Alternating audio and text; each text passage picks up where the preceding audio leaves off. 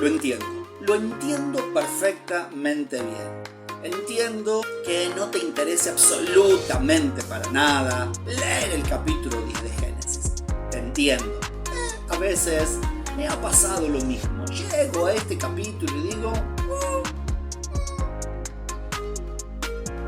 Pero no es tiempo de aflojar, gente. No es tiempo de ir para atrás. Somos de los que avanzan, no de los que retrocedemos. Así que saca valor de donde no tengas. Abrí tu Biblia y dale, metete en el capítulo 10 de Génesis. Mi nombre es Edgardo Tosoni y esto es Desafío Joven. Comencemos.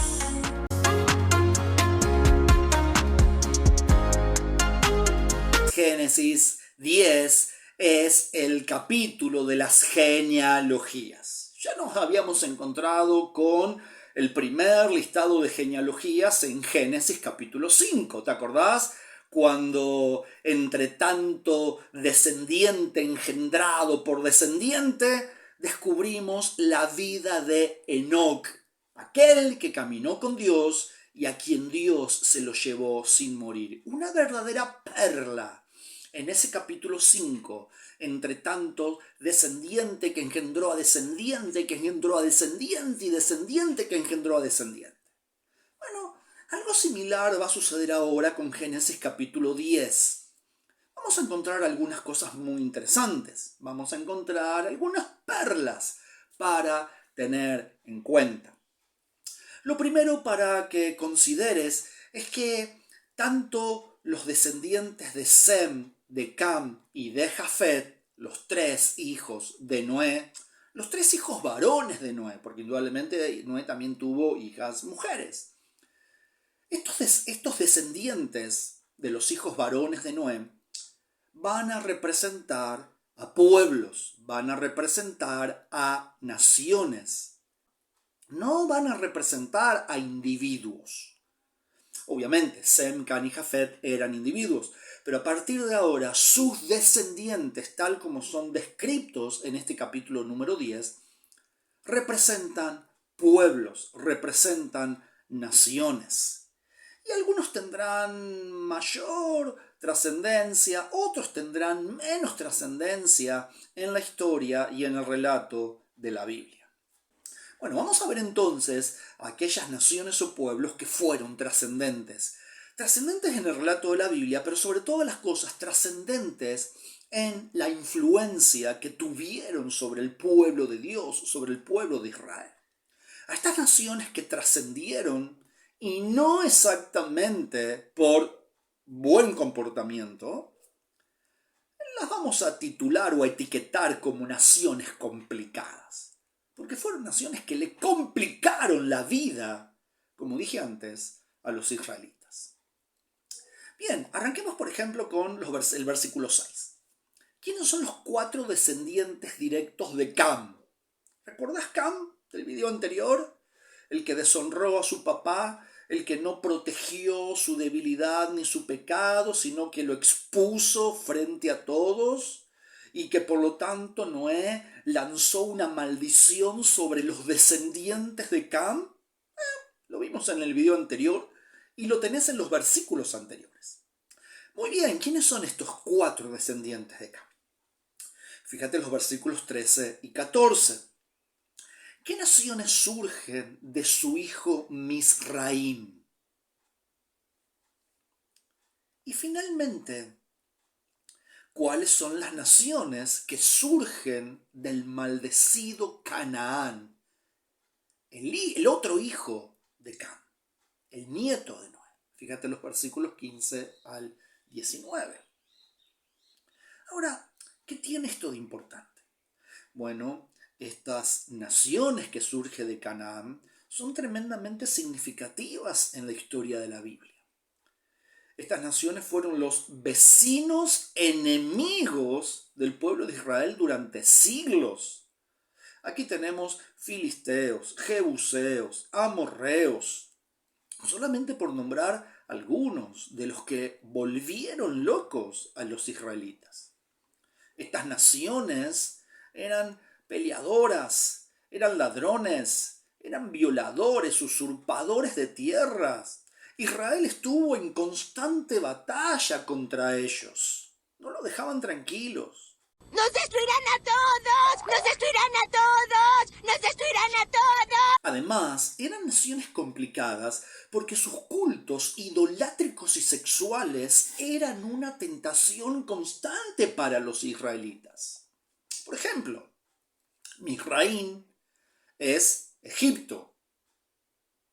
¿Y qué fue Egipto? El lugar de la esclavitud de la nación de Israel. Sidón, versículos 15 y versículos 19, es aquel de quien surgen Tiro y Sidón, lugares de adoración a Baal. También se menciona a Sodoma y Gomorra, centro de todas las perversiones sexuales de su época, de su tiempo. Y no son los únicos, hay muchísimos más. Naciones complicadas. Naciones que en todo momento le complicaron la vida a Israel. ¿Acaso no vivimos hoy nosotros en una sociedad complicada? ¿Acaso hoy nuestra batalla constante y permanente no es contra el auge poderoso de la pornografía? ¿Acaso nuestra batalla constante y permanente no es contra el auge de la ideología de género, con todos sus conceptos y pensamientos completamente tergiversados acerca de la masculinidad, acerca de la familia, acerca de los bebés? ¿Acaso nuestra batalla hoy no es contra una sociedad que te trata permanentemente de homofóbico, transfóbico, etcétera, etcétera, etcétera, cuando vos levantás valores diferentes?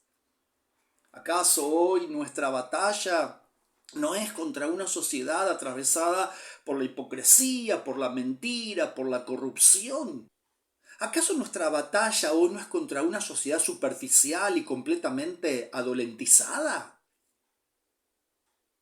Inmadura, cuyo énfasis está más puesto en las apariencias que en la vida interior. Y no estoy diciendo que la apariencia no sea importante, porque si vas a buscar un trabajo te van a ver la apariencia, cómo estás vestido, cómo estás peinado, si estás perfumado, si no estás perfumado. Si vas a atender al público, si vas a hacer atención al público, tu apariencia es importante, no podés estar hecho una mugre. Obviamente que la apariencia es importante, pero cuando todo el énfasis está puesto en la apariencia, en el cuerpo, se vuelve superficial. ¿Qué pasa con la vida interior? ¿Qué pasa con el desarrollo de tu mundo emocional? ¿Qué pasa con el desarrollo de tu mundo cognitivo, intelectual? ¿Qué pasa con el desarrollo de tu vida espiritual? No todo es cuerpo, no todo es un rostro bonito, no todo es estar bien vestidos o estar bien perfumados. De hecho, lo que refleja nuestro rostro es el resultado de lo que hay en nuestros corazones. Y muchas veces esta sociedad complicada nos complica a tal punto nuestras propias vidas que terminamos pensando, sintiendo o actuando como ellos lo hacen. ¡Y esto se va a controlar! Ahora bien, si seguimos leyendo el capítulo 10, nos vamos a encontrar con un personaje muy interesante. En el capítulo 5 nos encontramos con Enoc, un hombre extraordinario, a tal punto que Dios se lo llevó sin ver la muerte. Pero acá en el capítulo 10 nos encontramos con otro tipo de personaje. También muy famoso, muy reconocido en su época, en su tiempo, pero con principios y con valores de vida radicalmente diferentes a los de Enoc. Fíjate el versículo 8 y 9. ¿Quién es el principal hijo de Cus? Cus es uno de los descendientes directos de Cam. Cus es nieto de Noé. Cus tiene hijos e hijas. Sin embargo, versículos 8 y 9 del capítulo 10 se menciona a un hijo por encima de todos los demás. Hay uno que destaca por encima del resto. ¿Quién es este hijo de Cus? El bisnieto de Noé. ¿Y qué dice la Biblia acerca de este personaje? ¿Cómo lo califica? Fíjate que ahí en el versículo 8 y 9 se le da dos calificativos a Nimrod, el hijo de Cus. Primer calificativo, si ya lo tenés, si ya lo descubriste, dice que era poderoso. Segundo calificativo, si ya lo descubriste, dice que era poderoso delante de Dios. ¿Qué significa todo esto? Muy bien, la expresión poderoso se refiere a un poder violento. Nimrod era un tirano, Nimrod era un déspota. Nimrod utilizaba la violencia como herramienta, como medio para obtener sus fines. Él ejerce autoridad, poder y control utilizando violencia. En ese sentido negativo, Nimrod era poderoso. Por lo tanto, era una persona extremadamente temida, era una persona que infundía miedo. Y por miedo y manipulación, Nimrod se volvió uno de los grandes de su época. Ahora, era poderoso delante de Dios. ¿Qué significa esto?